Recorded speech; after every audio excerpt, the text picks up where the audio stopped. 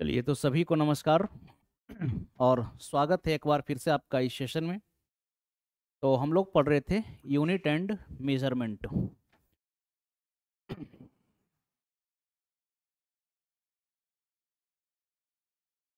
चलिए तो हम लोग पढ़ रहे थे यूनिट एंड मेजरमेंट। सेशन को हम लोग कंटिन्यू करते हैं। और पिछले क्लास में जो है हम लोग कहाँ तक बात कर चुके थे, तो सिस्टम ऑफ यूनिट जो है हमारा हो चुका था। इसके बाद एसआई सिस्टम भी हमारा हो चुका था। और एसआई सिस्टम में हम लोग समझे थे कि हमारे पास दो टाइप्स के यूनिट हैं, एक फंडामेंटल यूनिट और दूसरा है डिराइव्ड यूनिट। फंडामेंटल यूनिट किसको बोलते हैं हम लोग? फंडामेंटल यूनिट हम लोग किसको बोलते हैं? फंडामेंटल यूनिट की बात करें, मूल मात्रक, तो ये ऐसे यूनिट्स हैं जो किसी दूसरे क्वांटिटी पर डिपेंड नहीं करते हैं।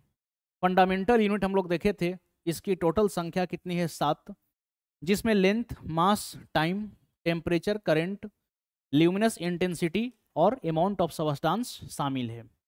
इसके बाद हम लोग दो सप्लीमेंट्री यूनिट्स को भी देखे थे, जो कि एक प्लेन एंगल और दूसरा सॉलिड एंगल को मेजर करने के लिए था। प्लेन एंगल की मेजरमेंट हम लोग रेडियन में करते हैं और सॉलिड एंगल की मेजरमेंट हम लोग स्टेरेडियन में करते हैं। इसके बाद हम लोग फिजिकल यूनिट्स की भी चर्चा किए थे कि अगर किसी फंडामेंटल यूनिट्स का अगर मेजरमेंट करना हो तो इसके लिए हमारे पास कुछ फिजिकल यूनिट्स भी हैं जिसके थ्रू हम इनका कंपेयर करते हैं। हम फिजिकल यूनिट्स के कैरेक्टरिस्टिक पर भी बात कर चुके थे कि फिजिकल यूनिट का जो है कैरेक्टरिस्टिक क्या होगा। तो आज का जो क्लास हमारा होगा ये डिराइव्ड यूनिट से शुरू होगा, व्युत्पन्न मात्रक से शुरू होगा, यानी कि ऐसे फिजिकल क्वांटिटी जो किसी दूसरे फिजिकल क्वांटिटी पर क्या करते हैं या किसी दूसरे फंडामेंटल यूनिट पर क्या करते हैं, डिपेंड करते हैं। तो कोई भी फिजिकल क्वांटिटी अगर किसी एक, दो या more than two fundamental units पर डिपेंड कर रहा हो या किसी दूसरे फिजिकल क्वांटिटी पर डिपेंड कर रहा हो, तो ऐसे क्वांटिटी को हम क्या कहेंगे? डिराइव्ड क्वांटिटी या फिर डिराइव्ड यूनिट कहेंगे। तो चलिए आज की क्लास हम लोग शुरू करते हैं डिराइव्ड यूनिट से।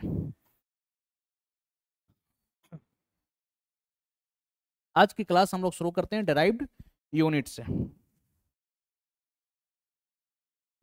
तो डिराइव्ड यूनिट की अगर हम बात करें,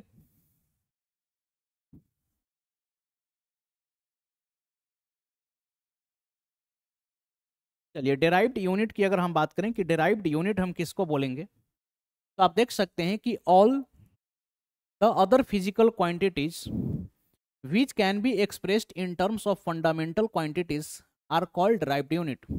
यानी कि ऐसे मात्रक जो मूल मात्रकों की सहायता से व्यक्त किए जाते हैं ये व्युत्पन्न मात्रक कहलाते हैं। आगे इसमें क्या लिखी गई है, ये मात्रक स्वतंत्र नहीं होते, इंडिपेंडेंट नहीं है, बल्कि ये अन्य मात्रकों पर क्या करते हैं? निर्भर करते हैं। जैसे उदाहरण की अगर हम बात करें, एग्जाम्पल की बात करें, तो एरिया, जिसको आप क्षेत्रफल कहते हैं, तो क्षेत्रफल किस पर डिपेंड कर रहा है? तो क्षेत्रफल जो है ये डिपेंड कर रहा है लेंथ और ब्रेथ पर। क्षेत्रफल किस पर डिपेंड कर रहा है? तो लेंथ और ब्रेथ पर। बात अगर हम आयतन यानी कि वॉल्यूम की करें, तो वॉल्यूम किस पर डिपेंड कर रहा है? तो वॉल्यूम भी आपका डिपेंड कर रहा है लेंथ, ब्रेथ और हाइट पर। वॉल्यूम किस पर डिपेंड कर रहा है? लेंथ, ब्रेथ और हाइट पर डिपेंड कर रहा है। इसी प्रकार से अगर हम घनत्व की बात करें, दैट इज डेंसिटी, तो डेंसिटी किस पर डिपेंड करता है? तो डेंसिटी डिपेंड करता है मास और वॉल्यूम पे। अब ऐसे समझिए कि अगर मान लीजिए कि कोई हमें सिर्फ और सिर्फ मास दे दे किसी ऑब्जेक्ट का और हमसे डेंसिटी पूछे तो हम नहीं बता पाएंगे। अगर सिर्फ वॉल्यूम दिया हुआ है और हमसे कोई डेंसिटी पूछता हो तो भी हम नहीं बता पाएंगे। यानी कि डेंसिटी को बताने के लिए मास और वॉल्यूम दोनों की जानकारी होनी अनिवार्य है। इसी प्रकार से अगर हम वॉल्यूम को बताना चाहेंगे तो लेंथ, ब्रेथ और हाइट तीनों चीज का जानकारी होना आवश्यक है। इसी प्रकार से अगर हम एरिया की बात करें तो एरिया को एक्सप्रेस करने के लिए हम लोगों को लेंथ और ब्रेथ दोनों की जानकारी होनी चाहिए, लेंथ और ब्रेथ।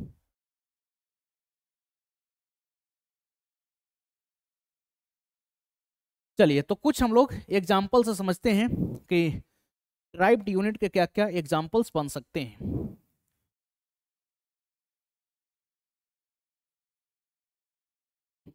तो डिराइव्ड यूनिट्स की अगर हम एग्जाम्पल्स की बात करें,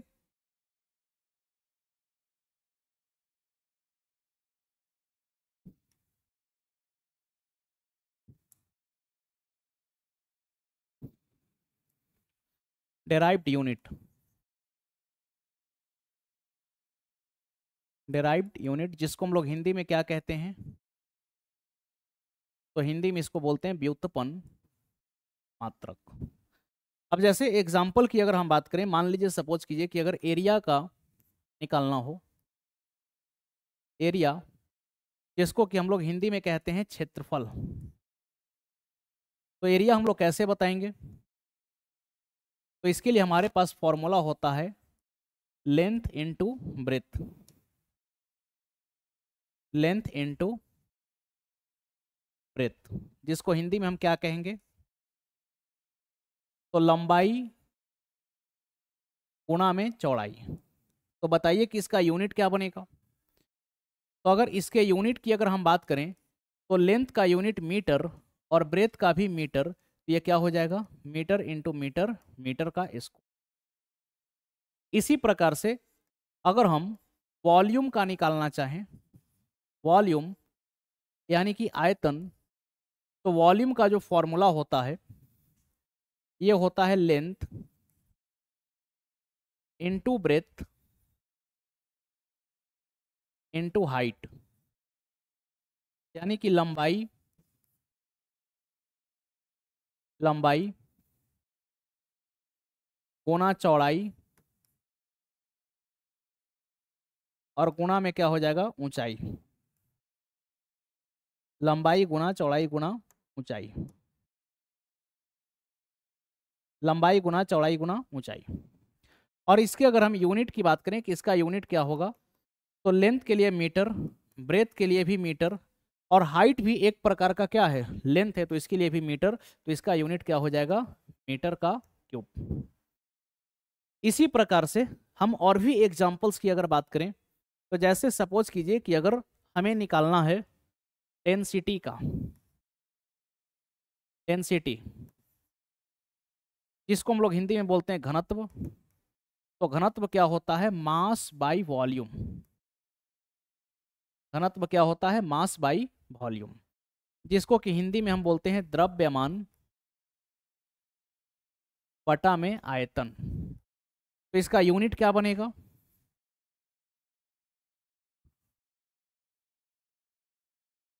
तो अगर हम इसके यूनिट्स की बात करें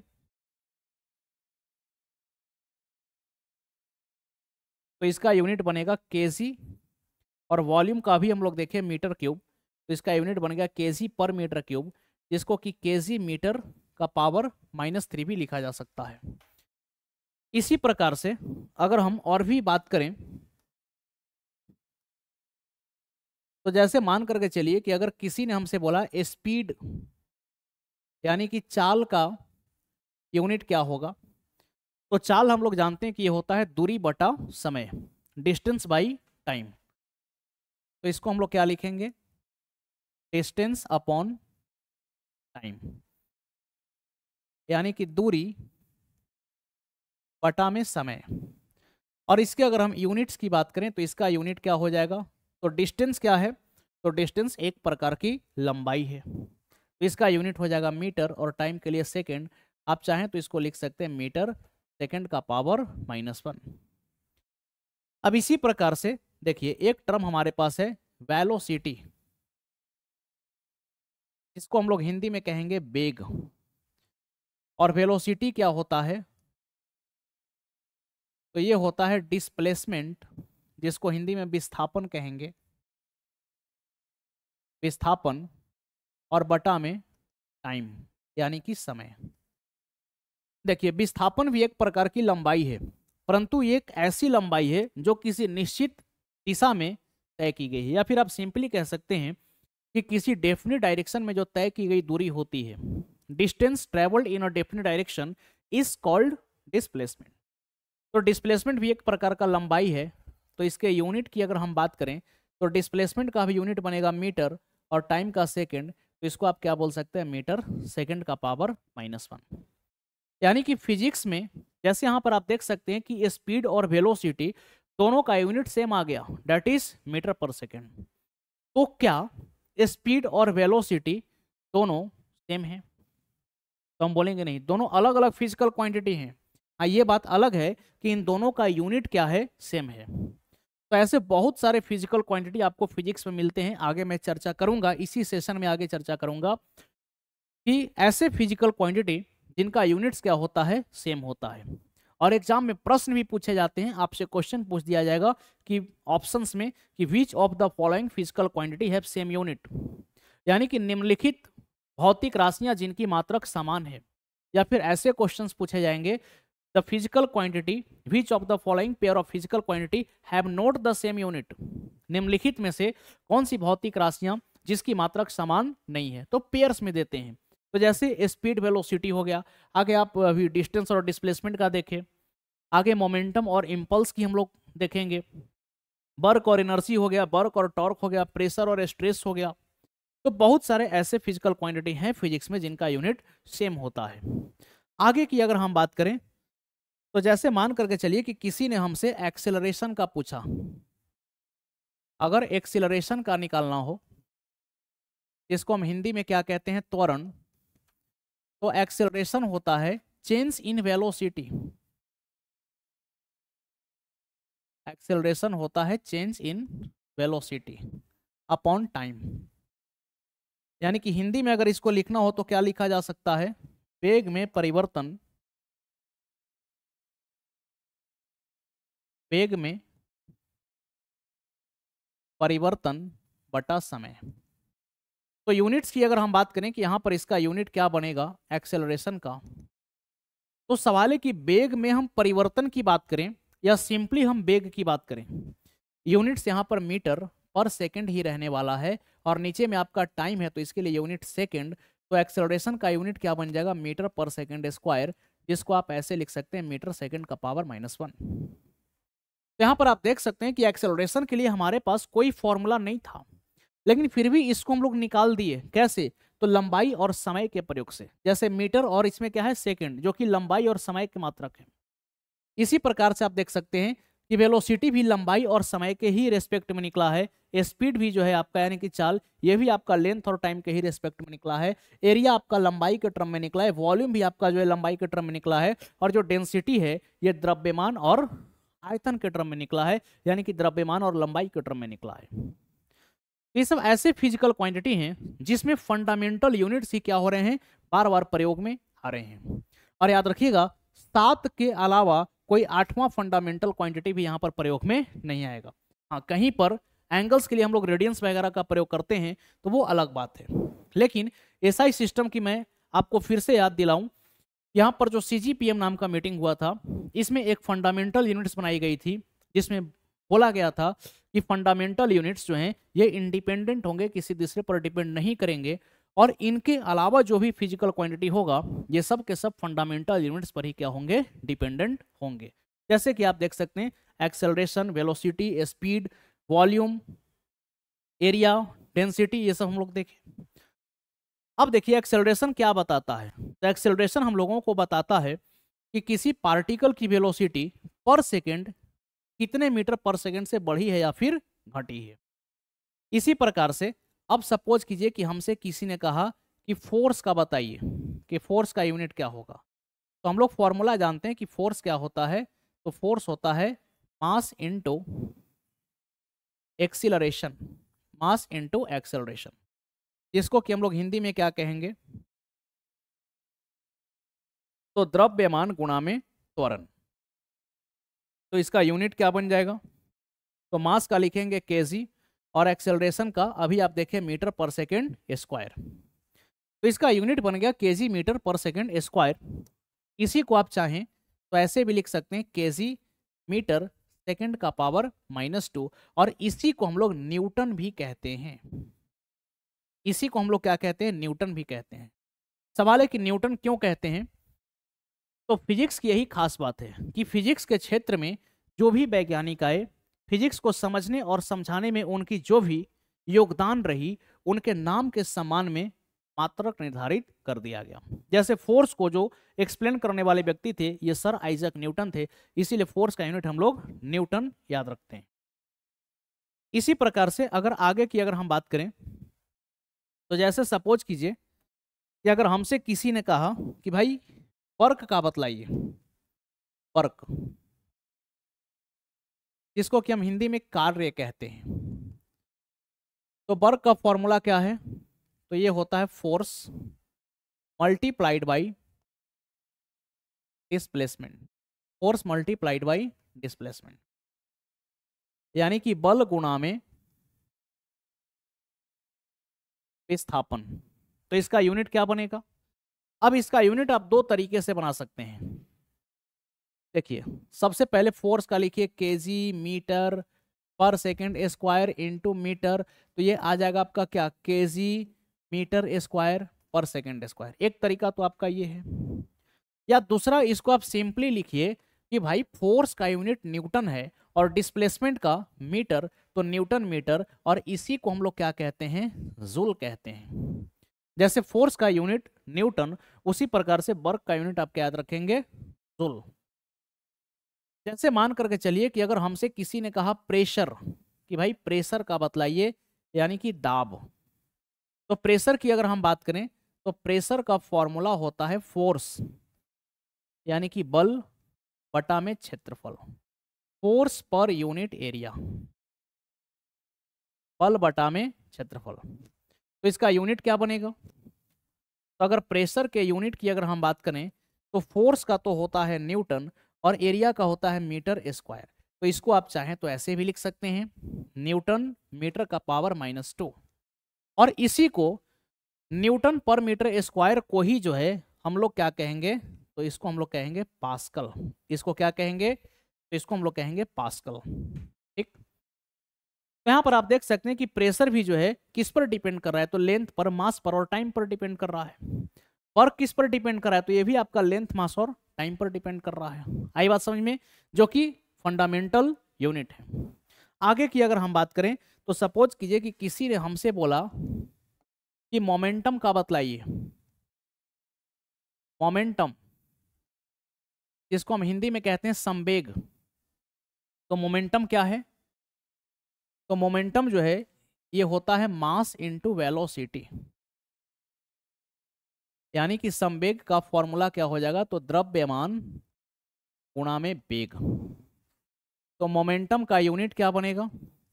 तो मास के लिए हम लिखेंगे केजी और वेलोसिटी का मीटर पर सेकेंड, केजी मीटर पर सेकेंड।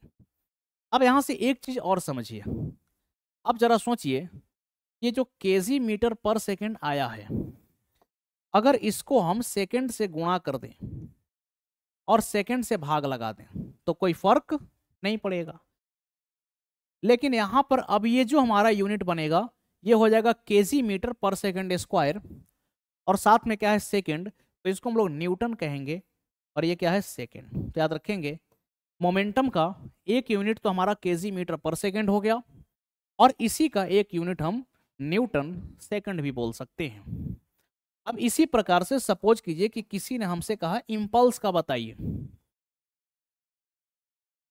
अगर सपोज कीजिए कि हमको इंपल्स का बताना है, इंपल्स,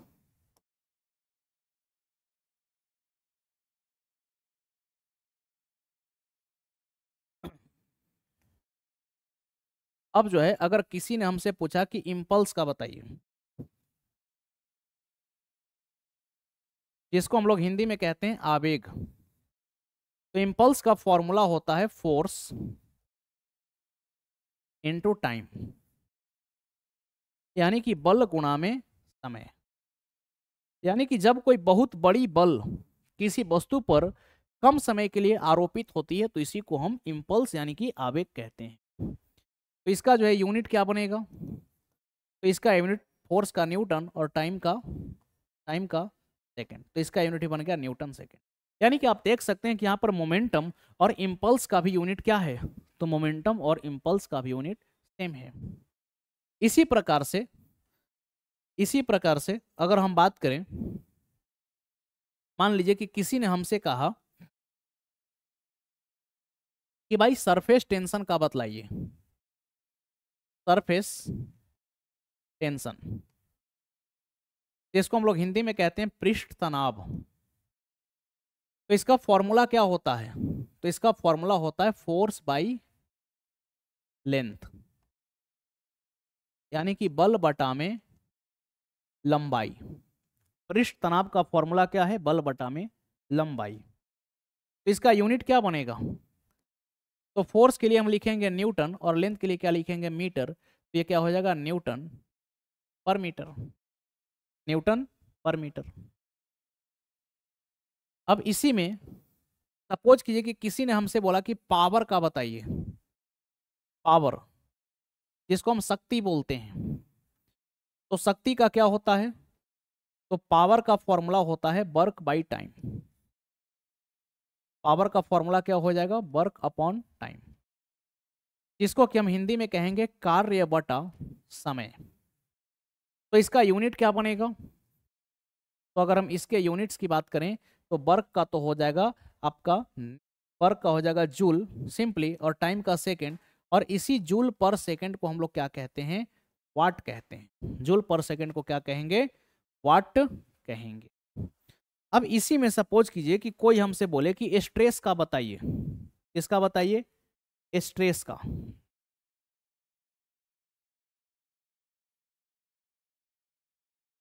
स्ट्रेस जिसको हम लोग हिंदी में प्रतिबल बोलते हैं। तो प्रतिबल क्या होता है, फोर्स बाई एरिया। इसका भी फॉर्मूला क्या है, बल बटा में क्षेत्रफल। अभी हम एक एक फिजिकल क्वांटिटी को बहुत डिटेल में डिस्कस नहीं कर रहे हैं, हम इसकी चर्चा करेंगे, काफी डिटेल में करेंगे, लेकिन जैसे जैसे हम लोग चैप्टर पढ़ते चले जाएंगे और जहां जहां पर ये सब टर्म्स आते चलेंगे वहां पर हम इनकी चर्चा डिटेल में करेंगे। तो स्ट्रेस भी समझिए क्या है, इसका फॉर्मूला होता है फोर्स बाई एरिया। तो इसके भी यूनिट्स को आप कैसे लिख सकते हैं, तो इसका भी यूनिट जो है आप लिखेंगे न्यूटन पर मीटर स्क्वायर, जिसको कि आप ऐसे लिख सकते हैं न्यूटन मीटर का पावर -2, या इसी को जो है हम पास्कल भी कहेंगे, इसी को हम क्या कहेंगे, पास्कल भी कहेंगे। इसी प्रकार से अब जैसे एक और क्वेश्चन लेते हैं, एक और ले लेते हैं। जैसे हमसे किसी ने पूछा कि यूनिवर्सल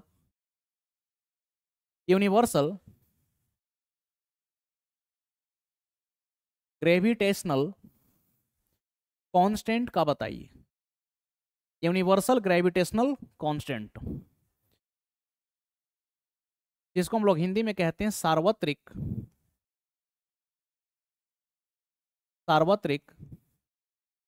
गुरुत्वाकर्षक नियतांक। इसको हम लोग रिप्रेजेंट कैसे करते हैं, तो इसको रिप्रेजेंट करते हैं कैपिटल जी से। अब किसी ने हमसे बोला कि कैपिटल जी का वैल्यू बताइए, तो हम इसके वैल्यू को कैसे बताएंगे, तो देखिए हम लोग जानते हैं, हमारे पास एक फॉर्मूला है, we know that force is equal to capital G m1 m2 by R square होता है। ये कहाँ से आया, तो Newton's universal law of gravitation से। इस फॉर्मूले को हम कहाँ से जानते हैं, तो इस फॉर्मूले को हम लोग जानते हैं Newton's universal law of gravitation से।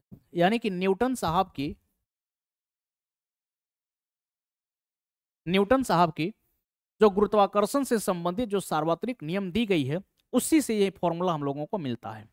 यहां से जी बराबर क्या हम ऐसा लिख सकते हैं, FR² अपॉन में m1 और m2। तो सवाल है कि इसका यूनिट क्या लिखें, तो फोर्स का लिखेंगे न्यूटन, और ये r क्या है, तो डिस्टेंस, किसी भी दो ऑब्जेक्ट के बीच का डिस्टेंस, ये हो जाएगा मीटर स्क्वायर। तो न्यूटन मीटर स्क्वायर, और नीचे में क्या है, ये मास और ये भी मास, तो केजी इंटू केजी क्या हो जाएगा, केजी का स्क्वायर। अब इसी को जो है आप चाहें तो ऐसे भी लिख सकते हैं, न्यूटन मीटर स्क्वायर पर केजी स्क्वायर। तो ये हो गया यूनिट। ये हो गया यूनिट किसका, जी का।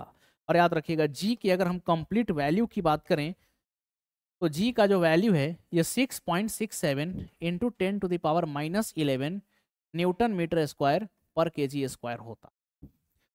और अगर ये वैल्यू आपसे पूछा जाए कि ये जो कैपिटल जी का वैल्यू है इस वैल्यू को किसने दिया है, तो ये वैल्यू न्यूटन साहब के द्वारा नहीं दी गई है, बल्कि इस वैल्यू को दिया गया है हेनरी कैवेंडिश के द्वारा। ये वैल्यू किसके द्वारा दिया गया है, याद रखिएगा, इस वैल्यू को दिया गया हेनरी कैवेंडिश के द्वारा। और हेनरी कैवेंडिश किस लिए जाने जाते हैं, तो हेनरी कैवेंडिश जाने जाते हैं हाइड्रोजन के खोज के लिए। तो इस प्रकार से हम लोग देखें कि फंडामेंटल यूनिट्स के बाद फिजिक्स में आने वाले जितने भी फिजिकल क्वांटिटी हैं ये सब के सब डिराइव्ड हैं, यानी कि सबके सब क्या हैं, फंडामेंटल यूनिट्स पर ही क्या हैं, डिपेंडेंट हैं। जिसकी यहां पर मैं बात करूं तो एक लिस्ट भी दी गई है।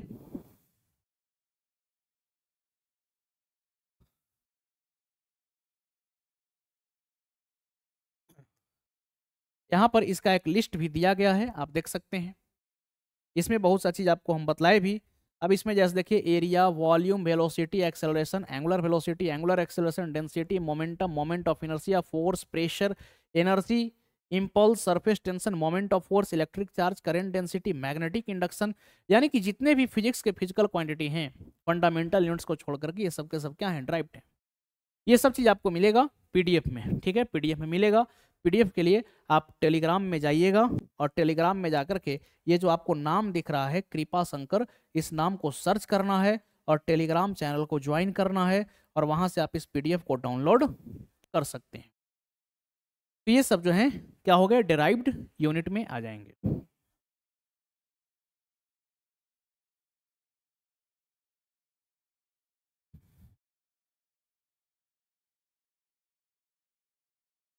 चलिए आगे की अगर हम बात करें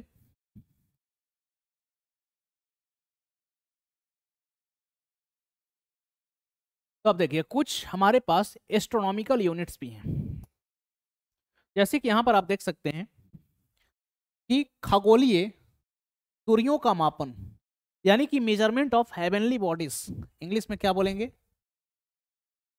तो इंग्लिश में हम लोग कहेंगे measurement of heavenly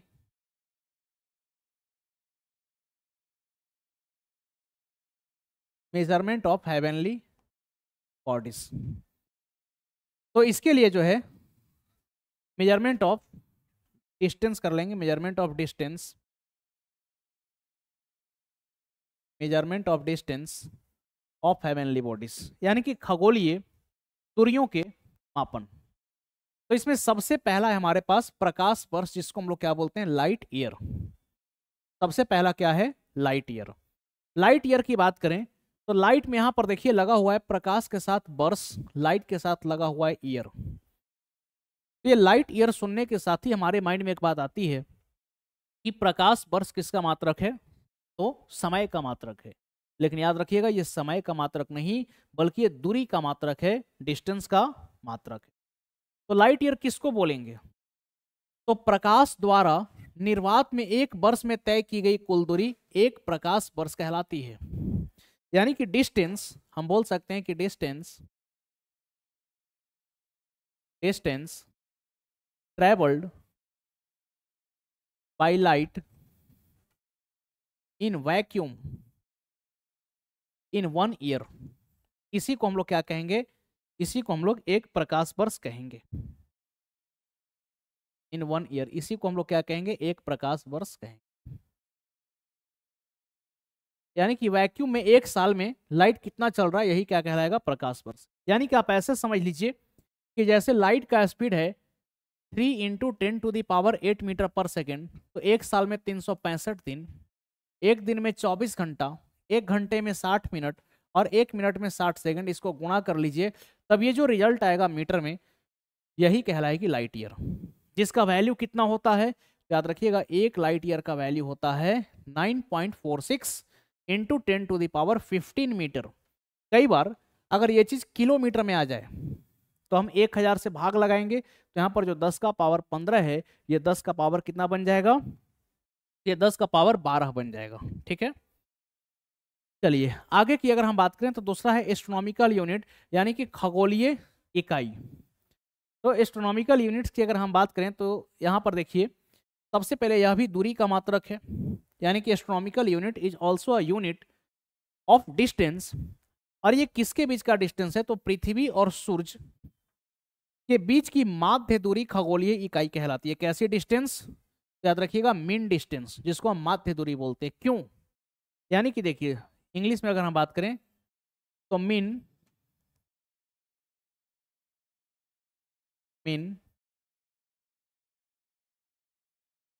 distance between earth and sun is called astronomical unit, is called astronomical unit. पृथ्वी और सूरज के बीच का जो माध्य दूरी है, जो मीन डिस्टेंस है, यही क्या कहलाएगा, हमारा एस्ट्रोनॉमिकल यूनिट कहलाएगा। क्योंकि जब भी हम बात करते हैं यहाँ पर, तो पृथ्वी जब सूरज के चारों ओर परिक्रमा करेगी, ये जो रास्ता होगा इलिप्टिकल होगा, यानी कि परवलयाकार पाथ होगा। और परवलयाकार पाथ की अगर हम बात करें तो सन और अर्थ के बीच में रिवॉल्यूशन के दौरान डिस्टेंस बराबर नहीं होगी, कभी डिस्टेंस अधिक होगा, कभी डिस्टेंस कम होगा। तो यहाँ पर सूरज और पृथ्वी के बीच की डिस्टेंस हम क्या लें, तो यहाँ पर हम मीन डिस्टेंस की बात करते हैं, माध्य दूरी की बात करते हैं। और जो मीन डिस्टेंस है वो कितना है, तो याद रखिएगा 1.496 इंटू 10⁻11 मीटर। 1.496 into 10⁻11 metre. एक हमारे पास है पार्सेक, पैरालिटिक सेकेंड। याद रखिएगा यह दूरी को मापने की सबसे बड़ी इकाई मानी जाती है, यानी कि bigger unit to measure the distance, bigger unit to measure the distance, यानी कि दूरियों को मापने के लिए जो सबसे बड़ी इकाई है दैट इज पार्सेक। और अगर हम 1 पार्सेक की बात करें, 1 पार्सेक की बात करें तो एक पार्सेक में होता है 3.26 गुणा में 10 का पावर 16 मीटर। या फिर आप इसको कह सकते हैं ये 3.26 प्रकाश वर्ष, यानी कि 3.26 लाइट ईयर के बराबर होगा। चलिए विकास झा जी गुड इवनिंग। इसके अलावा कुछ और भी यूनिट्स हमारे पास हैं जिसको कि आपको याद रखना है। ठीक है, ये सब डेली लाइफ में भी हमारे काम आते हैं। ठीक है, तो सम अदर यूनिट्स लिख देते हैं।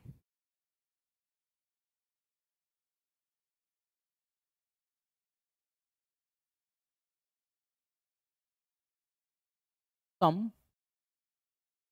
Other unit related to our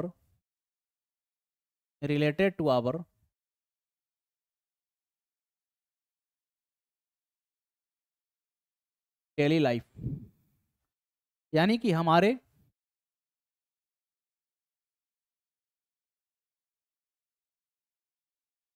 दैनिक जीवन से संबंधित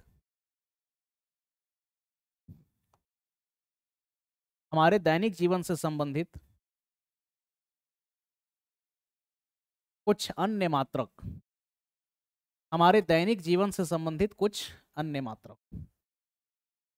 तो देखिए जैसे यहां पर आपको क्या क्या याद रखना है। तो जैसे सबसे पहले अगर हम बात करें मास की, तो आपको पता है कि 1 पाउंड में हम लोग सबसे पहले मास का लिख लेते हैं।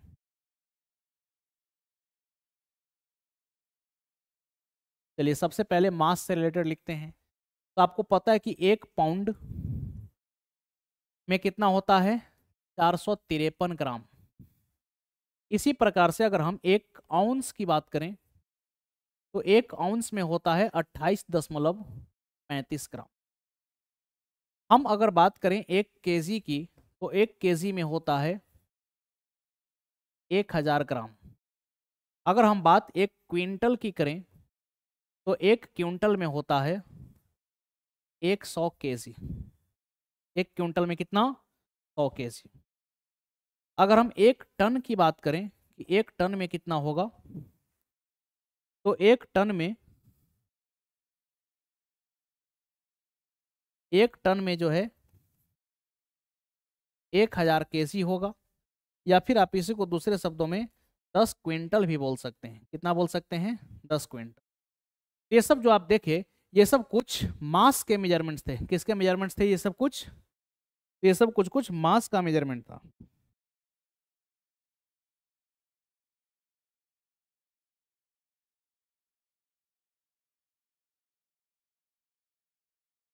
चलिए अब इसी प्रकार से अगर कुछ हम लेंथ की बात करें, लेंथ के मेजरमेंट का, तो जैसे अगर हम बात करें 1 मीटर, तो आपको पता है कि 1 मीटर में होता है 100 सेंटीमीटर। अगर हम 1 किलोमीटर की बात करें तो इसमें होता है 1000 मीटर। अगर हम बात 1 फीट की करें तो 1 फीट में होता है 12 इंच। बात अगर हम 1 इंच की करें तो 2.54 सेंटीमीटर, और इसको हिसाब से देखिएगा तो ये करीब करीब 30.48 सेंटीमीटर के आसपास आता है। हम बात अगर 1 यार्ड की करें, 1 यार्ड, तो इसमें करीब करीब 36 इंच होता है। इसी प्रकार से कुछ और लेंथ का मेजरमेंट, जैसे अगर हम एक माइल की बात करें तो 1 माइल में करीब करीब 1.6 किलोमीटर होता है। अगर हम 1 नॉटिकल माइल की बात करें, अगर हम 1 नॉटिकल माइल यानी कि जो नाव वगैरह होता है, जो शिप्स वगैरह होता है, तो नाव के द्वारा जो है जो तय की गई दूरी होती है, इसको हम लोग किस में मेजर करते हैं? तो इसको हम लोग मेजर करते हैं नॉटिकल माइल में, जो कि आपका 1.852 किलोमीटर के आसपास होता। तो ये सब जो है कुछ कुछ यूनिट्स थे किसको लेकर के, तो ये सब लेंथ के मेजरमेंट से संबंधित जो है कुछ यूनिट हैं।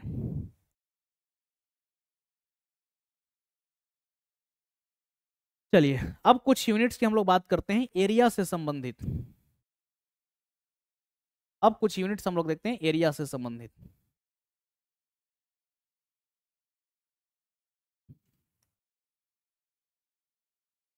देखिए अब कुछ यूनिट्स देखते हैं एरिया से संबंधित। तो इसमें एक होता है एक वार्न, तो याद रखिएगा एक वार्न में 10 का पावर -28 मीटर स्क्वायर होता है। एक वार्न में कितना हो जाएगा? 10 का पावर -28 मीटर स्क्वायर। एक एकड़ में 4047 मीटर स्क्वायर होता है, और एक हेक्टेयर की अगर हम बात करें तो एक हेक्टेयर में 2.5 एकड़ होता है। तो ये सब कुछ कुछ ऐसे यूनिट्स हैं जो कि हमारे डेली लाइफ से जुड़े हुए हैं। इसके बाद की अगर हम बात करें कुछ वॉल्यूम्स के लिए, यानी कि आयतन के लिए अगर हम बात करें कि वॉल्यूम से संबंधित, तो हम लोगों को पता है कि 1 लीटर का मतलब 1000 सेंटीमीटर क्यूब होता है। 1 गैलन का मतलब 3.785 लीटर होता है। और अगर हम 1 बैरल की बात करें तो 1 बैरल में 159 लीटर होता है। और बैरल तो खैर काफ़ी चर्चित यूनिट है, यानी कि जो हमारे यहाँ जो अंतर्राष्ट्रीय बाजारों में जो कच्चे तेलों की जो खरीद बिक्री होती है वो किस में होती है? तो इन टर्म्स ऑफ बैरल। ये सब भी कुछ कुछ यूनिट्स हैं जो कि हमारे दैनिक जीवन में प्रयोग में आते हैं, तो इनको भी आपको क्या करना है? याद रखना है। चलिए आगे बढ़ते हैं हम लोग।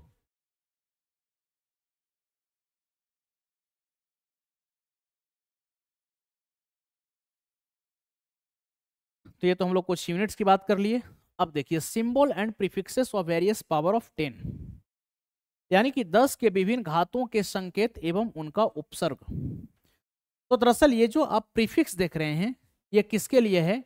ये प्रीफिक्सेस हैं आपके, ये प्रीफिक्सेस हैं आपके बिगर यूनिट्स के लिए। किसके लिए? बिगर यूनिट्स के लिए। अब जैसे मान करके चलिए कि अगर आपसे हम बोले कि इस पेन का लंबाई क्या है, अगर आपसे हम बोले कि इस पेन का लंबाई क्या है, तो मान लीजिए कि आप बोले 15 सेंटीमीटर, 20 सेंटीमीटर, कुछ भी लंबाई बोले। लेकिन जैसे ही अगर हम बोले कि जैसे देखिए हमारे पास एक वायर है, देखिए आपको दिखाते हैं, ये जो वायर आप देख रहे हैं, मान लीजिए कि अगर आपसे हम बोले कि इस वायर का लेंथ कितना है, तो आप बोले 1 मीटर या फिर 1.5 मीटर। लेकिन सपोज कीजिए कि अगर हम किसी दो पॉइंट्स के बीच डिस्टेंस की अगर हम बात करें, जैसे अगर हम बोलें कि दिल्ली और पटना के बीच की दूरी क्या है, तो मान लीजिए कि आप 1000 किलोमीटर बोले, तो फर्क समझिएगा, पेन की लंबाई को आप सेंटीमीटर में बता रहे हैं, जो वायर की लंबाई है इसको आप मीटर में बताए, लेकिन दिल्ली और पटना के बीच का दूरी आप किलोमीटर में बताए। तो दरअसल फंडामेंटल यूनिट्स में जो लेंथ का मेजरमेंट करना है यह मीटर में करना है, ऐसा निर्धारित किया गया है। लेकिन जब लेंथ मीटर से छोटा हो, इसके लिए हम लोग कुछ प्रीफिक्सेस का यूज करेंगे जो छोटे वैल्यू को संदर्भित करता हो, छोटे वैल्यू को रिप्रेजेंट करता हो। जैसे सेंटीमीटर का मतलब 10 का पावर, सॉरी सेंटीमीटर का मतलब क्या हो गया, 1 मीटर का 100वां भाग, जो कि 1 मीटर में 100 सेंटीमीटर। और जब मीटर से कई गुना ज्यादा लेंथ हो तो उसमें उसको हम किस में मेजर करते हैं, किलोमीटर में। अब जैसे मान लीजिए कि अगर हम 1 किलोमीटर की बात करते हैं, इसका मतलब कि 1 किलोमीटर में 1000 मीटर है, यानी कि जब 1 मीटर का लंबाई 1000 गुना है तो फिर उसको हम 1 किलोमीटर कह देंगे, जिससे कि कन्वीनियंस होगा हमें डिस्टेंस को समझने में, एक्सप्रेस करने में। तो ये सब जो आप देख रहे हैं ये सब बड़े यूनिट्स के लिए प्रीफिक्स है। जैसे यहाँ पर डेका, तो डेका का मतलब 10, डेका से बड़ा हेक्टो 10 का पावर 2, हेक्टो से बड़ा किलो 10 का पावर 3, जैसे किलोमीटर तो 10 का पावर 3 मीटर। किलो से भी बड़ा क्या है, मेगा 10 का पावर 6, मेगा से बड़ा गीगा 10 का पावर 9, गीगा से बड़ा हो गया आपका टेरा 10 का पावर 12, टेरा से बड़ा हो गया पेटा 10 का पावर 15, पेटा से बड़ा हो गया एक्सा 10 का पावर 18, फिर जेटा 10 का पावर 21 और योटा 10 का पावर 24। एक छोटा सा कहानी आपको बताते हैं। जब 2007-8 की हम बात करते हैं और हमारे पास जो फोन हुआ करता था, एक छोटा सा फोन हुआ करता था जिससे हम सिंपली बात करते थे, तो उसकी स्टोरेज आती थी किसमें, केबी में, किलोबाइट। फिर हम 2000 जब 9-10 के आसपास में आए तो अब मल्टीमीडिया फोन्स आने शुरू हो गए, यानी कि अब जो फोन है इसमें हम रिकॉर्डिंग्स कर सकते हैं, फोटो क्लिक कर सकते हैं, ऑडियो वीडियो इन सब की स्टोरेज कर सकते हैं। तो अब जो है मतलब कि इतना भी एडवांस नहीं था, मतलब कि 9-10 में तो आया, लेकिन उससे अगर थोड़ा सा और पहले की बात करें तो सिर्फ रिकॉर्डिंग जैसी फैसिलिटी आई थी। तो उस समय के फोन में स्टोरेज एमबी में हुआ करता था, मेगाबाइट। अब जब हम लोग ऑडियो वीडियो फोटोज डेटाज सबको अगर कलेक्ट करके रखना शुरू कर दिया फोन में, यानी कि अगर फोन प्रॉपर तरीके की अगर मल्टीमीडिया फोन है, तो याद कीजिए अब स्टोरेज किस में आ गया था, जीबी में। और आज हम जीबी से आगे निकल चुके हैं। अब जैसे उदाहरण के लिए अगर आपको एक लैपटॉप खरीदनी है, तो आप लैपटॉप खरीदने जाएंगे तो दुकान वाले से बोलेंगे कि भैया इसकी स्टोरेज कितने टेराबाइट की है, तो आप टेराबाइट की बात करते हैं। तो आज हम लोग टीबी पर पहुंच गए। तो इसमें जरा सा पकड़िए, केबी का मतलब क्या है, तो केबी का मतलब हो गया किलोबाइट, केबी का मतलब क्या है, तो किलोबाइट। एमबी का मतलब क्या है, तो मेगाबाइट। जीबी का मतलब क्या है, तो गीगाबाइट। और टीबी का मतलब क्या है, तो टेराबाइट। तो देखिए किलो से बड़ा हो गया मेगा, किलो से बड़ा क्या हो गया, मेगा, मेगा से बड़ा है गीगा, और गीगा से बड़ा क्या है, टेरा। आप मार्केट में जाते होंगे, आज आपको मेगा मार्ट दिखता है, तो मार्ट का मतलब तो दुकान है, लेकिन दुकान के आगे मेगा वर्ड लगाने का मतलब यह हुआ कि हमारी दुकान बड़ी है और एक छत के नीचे आपको आपकी जरूरत की सारी सामान उपलब्ध है, आप चाहें तो यहां से परचेस कर सकते हैं। तो ये सब कुछ प्रीफिक्स है जो कि आपको याद रखना है, ये सब बड़े वैल्यूज के मेजरमेंट्स के लिए प्रयुक्त किए जाते हैं। इसी प्रकार से अगर हम बात करें तो कुछ सिंबल और प्रीफिक्सेस हैं 10 के पावर्स के टर्म में, जो कि छोटे वैल्यूज को रिप्रेजेंट करने के लिए हम लोग यूज करते हैं। जैसे डेसी का मतलब 10 का पावर -1, सेंटी 10 का पावर -2, मिली 10 का पावर -3, मिली से छोटा माइक्रो 10 का पावर -6, माइक्रो से छोटा नैनो 10 का पावर -9। अच्छा, और याद कीजिए नैनो कार आया मार्केट में, एक नैनो कार भी है, और नैनो कार को जब देखिएगा तो वो एक छोटी सी कार है। तो कार के आगे नैनो वर्ड लगाने का मतलब ही है कि हमारी कार क्या है, छोटी सी है। पिको, पिको का मतलब 10 का पावर -12, फेमटो इसी को हम लोग फर्मी भी कहते हैं, क्या इसको कहेंगे, फर्मी, जिससे एटम के रेडियस वगैरह का मेजरमेंट किया जाता है, तो 10 का पावर -15। एटो 10 का पावर -18, 10 का पावर -18। जेप्टो 10 का पावर -21, योटो 10 का पावर -24। बाकी ये इनके सिंबल भी हैं। तो हम लोग देखें कि बड़े मात्रक और छोटे मात्रक के लिए किस प्रकार के प्रीफिक्सेस प्रयुक्त किए जाते हैं। आगे की अगर हम बात करें तो इतना ही नहीं, फिजिक्स में कुछ फिजिकल क्वांटिटीज ऐसे भी हैं जिनका कोई यूनिट्स है ही नहीं। जैसे रिफ्रैक्टिव इंडेक्स, अपवर्तनांक, क्या बोलते हैं कि mu is equal to C by V, और सी क्या है, तो सी को हम लोग बोलते हैं स्पीड ऑफ लाइट इन कहां पर, तो वैक्यूम, यानी कि निर्वात में प्रकाश की चाल। और भी क्या है, तो भी को हम लोग बोलते हैं speed of light in a medium, किसी माध्यम में प्रकाश की चाल। तो देखिए ऊपर भी चाल नीचे भी चाल, तो जब मात्रक समान है तो ये क्या हो जाएगा, कैंसिल आउट हो जाएगा। या आप इसको ऐसे भी समझ लिए, म्यू बराबर होता है sine I by sine R, तो ये एंगल का रेशियो है, कैंसिल। या म्यू को आप R D by A D भी लिख सकते हैं, यानी कि real depth by apparent depth, वास्तविक गहराई अपॉन आभासी गहराई। तो ये जो है समान राशियों के बीच की तुलना है, इसलिए इसका कोई मात्रक नहीं है। इसी प्रकार से स्ट्रेन को अगर देखिएगा विकृति, तो ये लंबाई के साथ तुलना है, तो इसकी भी कोई मात्रक नहीं होगी। रिलेटिव डेंसिटी, ये दो डेंसिटीज के बीच का रिलेशन है, यानी कि दो डेंसिटी का कंपेरिजन है, तो इसका भी यूनिट नहीं होगा। इसी प्रकार से इलेक्ट्रोस्टैटिक्स या फिर इलेक्ट्रिसिटी में यूज होने वाला टर्म्स है परमिटिविटी, और जब हम किसी मीडियम के परमिटिविटी को हम वैक्यूम के परमिटिविटी से कंपेयर करने लग जाते हैं, तो इसी को रिलेटिव परमिटिविटी बोलते हैं। तो ये भी एक प्रकार से क्या है, परमिटिविटी का रेशियो, तो इसका भी कोई यूनिट नहीं है। परमिएबिलिटी, रिलेटिव परमिएबिलिटी होना चाहिए, रिलेटिव परमिएबिलिटी, तो इसका भी कोई यूनिट नहीं होगा। तो ये सब मतलब और भी फिजिक्स जब पढ़ेंगे तो आप ऐसे टर्म से रूबरू होंगे जिनकी कोई मात्रक नहीं होती। इतना ही नहीं, ये सब तो ऐसे क्वांटिटीज हैं जिनका कोई मात्रक नहीं होता है, याद रखिएगा। बाकी फिजिक्स में बहुत सारे फिजिकल क्वांटिटीज ऐसे भी हैं कि जिनका मात्रक क्या होता है, समान होता है। जैसे राशि जिनकी एक ही इकाई है, जैसे दूरी और विस्थापन का मात्रक दोनों का मीटर है, स्पीड और वेलोसिटी दोनों का क्या है, मीटर पर सेकेंड। वर्क और एनर्जी की अगर हम बात करें तो दोनों का मात्रक जूल है।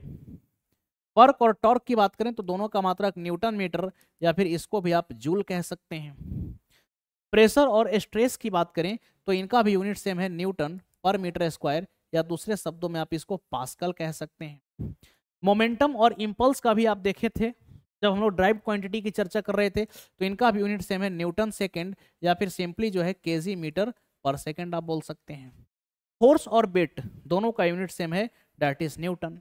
एंगुलर मोमेंटम और प्लैंक कांस्टेंट दोनों का यूनिट सेम है, दैट इज जूल सेकेंड। कोणीय संवेग और प्लैंक नियतांक। तो ऐसे और भी क्वांटिटीज की हम चर्चा करेंगे फिजिक्स में, जैसे जैसे चैप्टर पढ़ते चलेंगे, जिनका मात्रक सेम है। कुछ ऐसे भी आपको क्वांटिटीज मिलेंगे जिसका यूनिट सेम नहीं होता।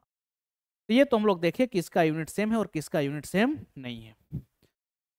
अब यहाँ पर ये चीज आपको याद रखना है, यहां से भी आपके एग्जाम में प्रश्न बनते हैं। क्या है, तो कुछ विशेष मात्रा मापक यंत्र, यानी कि कुछ फिजिकल क्वांटिटीज, किसी चीज को मापने के लिए कुछ हमारे पास विशिष्ट प्रकार के यंत्र बने हुए हैं, ये भी आपको याद रखना है। जैसे अगर हम बैरोमीटर की बात करें तो इसके द्वारा हम एटमॉस्फेरिक प्रेशर, यानी कि वायुमंडलीय दाब को मापते हैं। और आप पढ़े भी होंगे कि अगर बैरोमीटर का रीडिंग अचानक से नीचे गिरता है तो आंधी तूफान का संकेत है, धीरे धीरे नीचे आ रहा है तो वर्षा का संकेत है, और धीरे धीरे ऊपर चल रहा है तो साफ मौसम रहने का संकेत है। तो बैरोमीटर से हम क्या मेजर करेंगे, एटमॉस्फेरिक प्रेशर को, वायुमंडलीय दाब को। हाइड्रोमीटर से हम लोग क्या मेजर करते हैं, तो किसी भी तरल पदार्थ का सापेक्षिक घनत्व। हाइग्रोमीटर की अगर हम बात करें तो इससे जो है रिलेटिव ह्यूमिडिटी मेजर की जाती है। याद रखिएगा, हाइग्रोमीटर से ह्यूमिडिटी या फिर मॉइस्चर्स की मेजरमेंट करते हैं, जबकि हाइड्रोमीटर से डेंसिटी का मेजरमेंट किया जाता है। मैनोमीटर से हम लोग क्या मापते हैं, तो गैसों का दाब। क्वेश्चन आता है एग्जाम में कि गैस का प्रेशर कैसे मेजर करेंगे, तो मैनोमीटर से। गैल्वेनोमीटर किसके लिए बना हुआ है, तो गैल्वेनोमीटर के प्रयोग से हम लोग विद्युत धारा की उपस्थिति यानी कि इलेक्ट्रिक करंट प्रेजेंट है या नहीं, या डायरेक्शन क्या है, या फिर सिंपली बिग करंट के मेजरमेंट्स के लिए गैल्वेनोमीटर का प्रयोग किया जाता है। ऑडियोमीटर का प्रयोग हम लोग साउंड के इंटेंसिटी और फ्रीक्वेंसी के मेजरमेंट्स के लिए करते हैं। एनीमोमीटर से हम लोग क्या मापते हैं, तो वायु की गति या फिर पवन वेग का मापन किया जाता है। ठीक।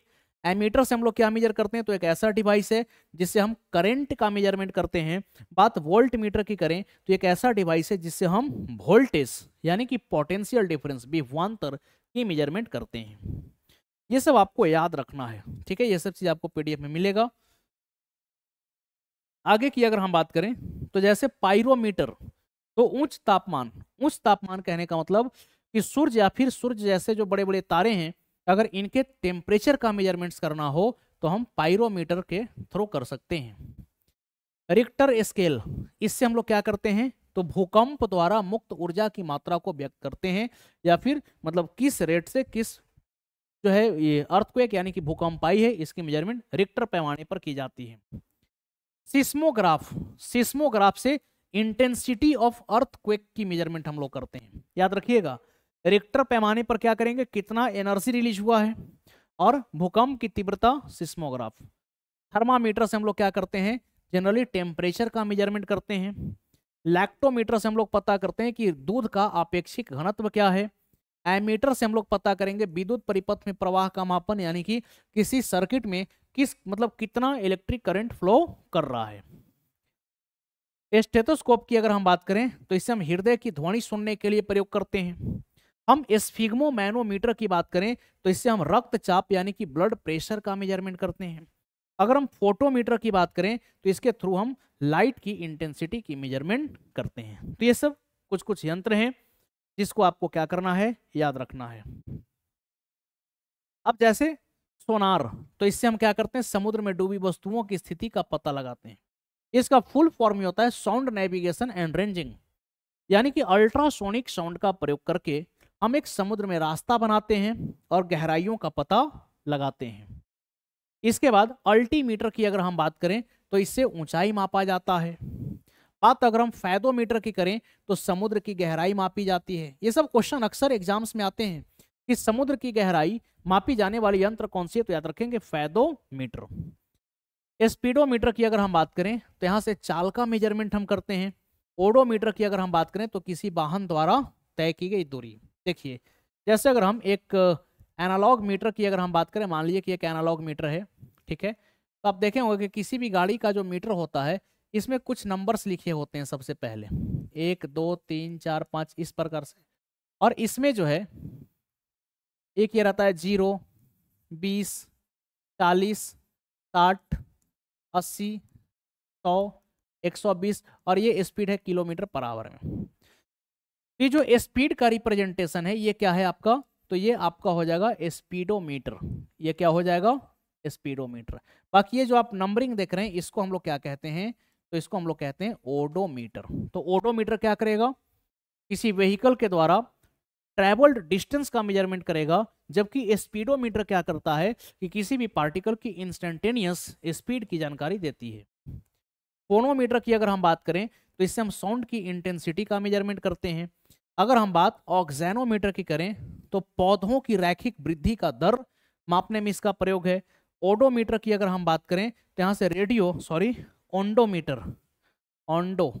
ऑन्डोमीटर की अगर हम बात करें तो रेडियो तरंगों की तरंग दैर्घ्य यानी कि रेडियो वेव्स की वेवलेंथ का मेजरमेंट इससे किया जाएगा।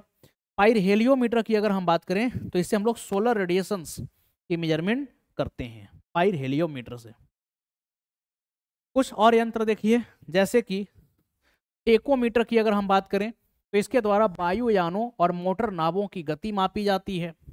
बात अगर हम एक्टिनोमीटर की करें, एक्टिनोमीटर, तो इसके द्वारा जो है सौर विकिरण की तीव्रता मापी जाती है।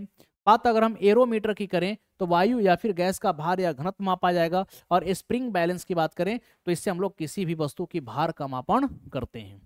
ये सब कुछ फिजिकल क्वांटिटीज थे, ठीक है, जिसका हम लोग प्रयोग करते हैं विभिन्न चीज़ों को मापने के लिए। चलिए, तो आज का सेशन हम लोग यहीं तक रखते हैं, ठीक है। आप अगर पीडीएफ को डाउनलोड करना चाहेंगे तो आप टेलीग्राम पर जाइएगा, और टेलीग्राम पर जाने के बाद मेरा नाम सर्च कीजिएगा कृपा शंकर, और चैनल को आपको ज्वाइन कर लेना है। यहाँ पर आप PDF को डाउनलोड कर सकते हैं। चलिए, thank you to all of you. फिर हम लोग मिलते हैं नेक्स्ट सेशन में। बहुत बहुत धन्यवाद।